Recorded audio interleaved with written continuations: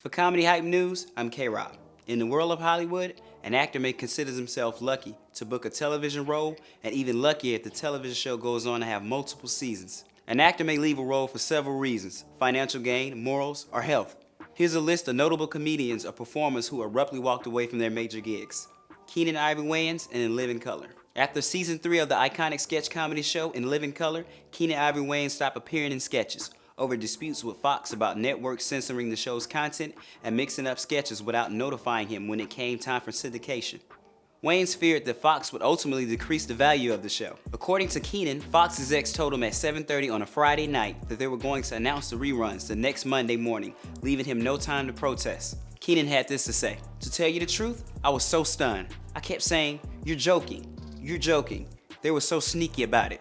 When they said they were only going to show reruns from the first season, but they're not even doing that. They're editing shows from all different seasons. I was supposed to have that control, and even that was usurped. The years I put into that show were being robbed from me."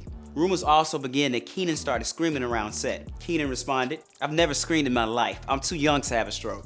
A staffer at the show also said he literally held the program hostage for 2 days, refusing to turn over to Fox the finished tape of the show that he had taken and hid above the ceiling panels in his office. Eric Goals, Keenan manager, also responded by saying, "It was a battle of wills, but he held the tape for more like 2 hours. After they made their decision to air the reruns, they were basically saying, 'F you, we have business control.'" So Keenan was saying, "Oh yeah, well, F you, I have creative control." After several more days of battling and opposing, Keenan gave up and walked off the show for good. Keenan said, "It was absolutely the most difficult thing I've ever had to do, but I had to. I couldn't condone what they did and how they did it. No one wanted me to leave, but I couldn't continue in good conscience. I couldn't give them a show that was a certain quality and not have them return that quality." He also said they were using the show to launch other shows, and they were devaluing it. "I felt like they were exploiting me, so I left in the middle of the season." One of Keenan's younger brothers, Sean, reflected by saying, "Kim and I were contractually obligated to be there for the last season. It was hell.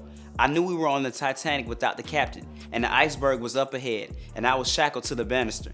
Not one sketch will work without Keenan's touch." Keenan later commented, "They didn't understand that the show was a vision, and once you remove the visionary, you just have a sketch show." Isaac Hayes in South Park.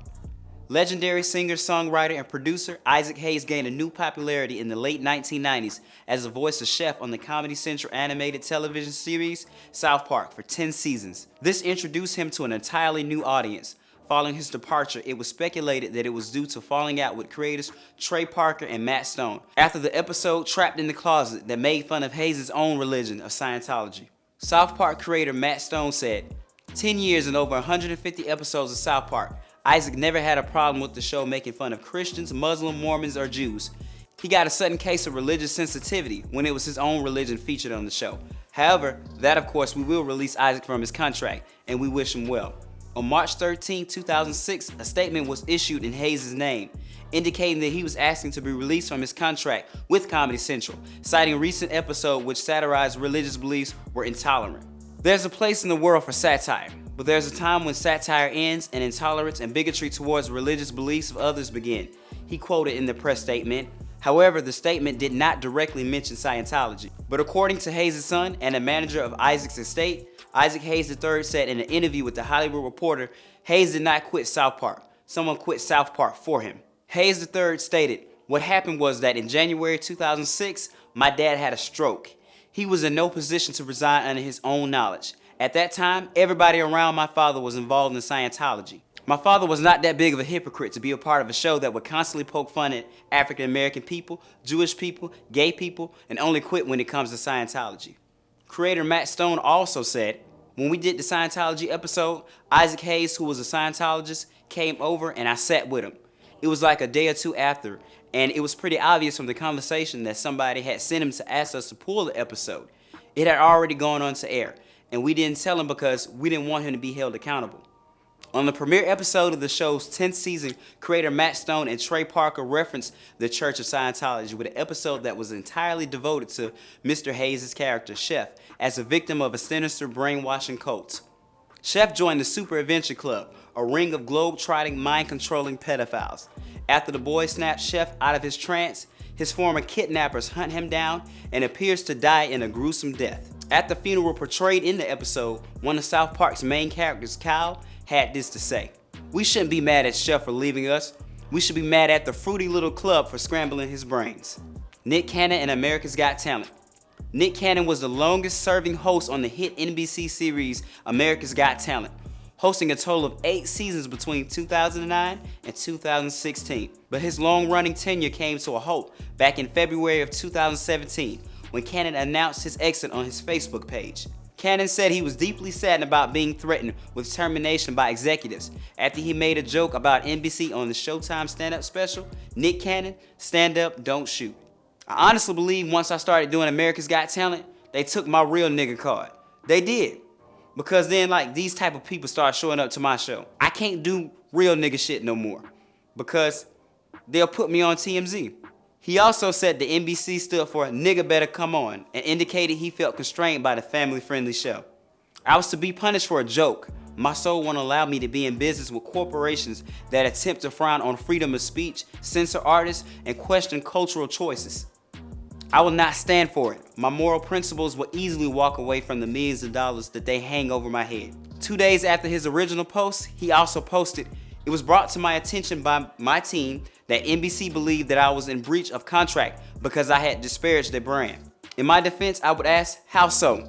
Or is this just another way to silence and control an outspoken voice who's often battled the establishment? After Cannon left AGT, he was quickly replaced with Tyra Banks, who also experienced her own set of challenges within the role, only to leave after 2 seasons, with the show now being hosted by Terry Crews. Former AGT judge Gabrielle Union has been publicly critical of what she described as racist and other problems on the AGT set. Nick remains unapologetic about his decision to leave the show, but he's also quick to point out he was never upset with any individual at NBC.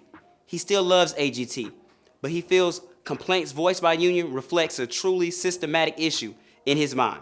Aaron McGruder and the Boondocks.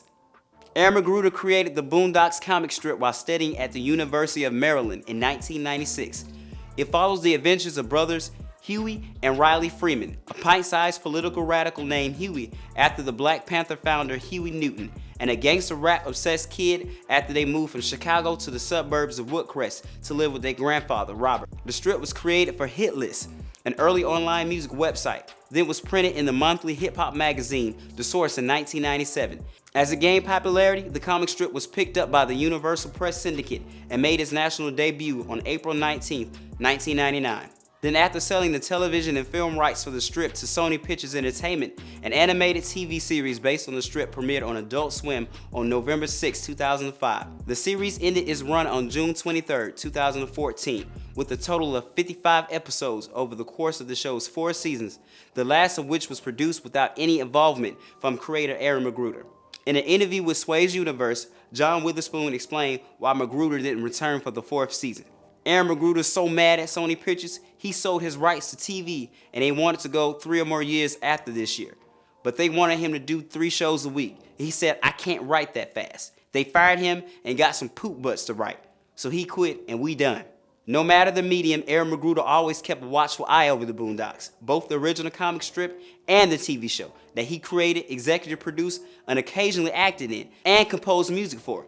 Aaron took his time to make sure every detail was perfect. McGruder's attention to detail and his slow, steady pace frustrated his bosses at Adult Swim. According to the Los Angeles Times, a mutually agreeable production schedule could not be reached. And in March 2014, just before the 4th season premiere, Adult Swim announced that McGruder had left the show, and the upcoming episodes had been made without his input. His name had even been removed from the Boondocks.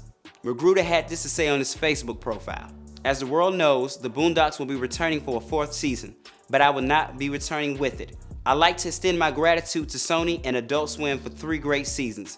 I created the Boondocks 2 decades ago in college, did the daily comic strip for 6 years, and was the showrunner for the animated series for the first 3 seasons. The Boondocks pretty much represents my life work to this point. Huey, Riley, and Granddad are not just property to me. They are my fictional blood relatives. Nothing is more painful than to leave them behind." To quote a great white man, Hollywood is a business. And to quote another great white man, don't hold grudges. What has never been lost on me is the enormous responsibility that came with the Boondocks, particularly the television show and its relatively young audience. It was important to offend, but equally important to offend for the right reason. For 3 seasons, I personally navigated the show through the minefield of controversy. It was not perfect, and it definitely was not quick, but it was always done with a keen sense of duty, history, and culture, and love. Anything less would have been unacceptable. As for me, I'm finally putting a life of controversy and troublemaking behind me with my upcoming Adult Swim show, Black Jesus. Show business can be a very fickle place, and some performers don't actually know when their next gig will come. Your departure may be out of your control, or you may have to make that decision to stay or go. And most of the times, it's easier said than done. Have you ever had to make a difficult decision to leave a job? Let us know in the comment section below. To stay up to date with the latest news and comedy, subscribe here to our YouTube and follow Comedy Hype across all of our social media platforms. For Comedy Hype News, I'm K-Rob.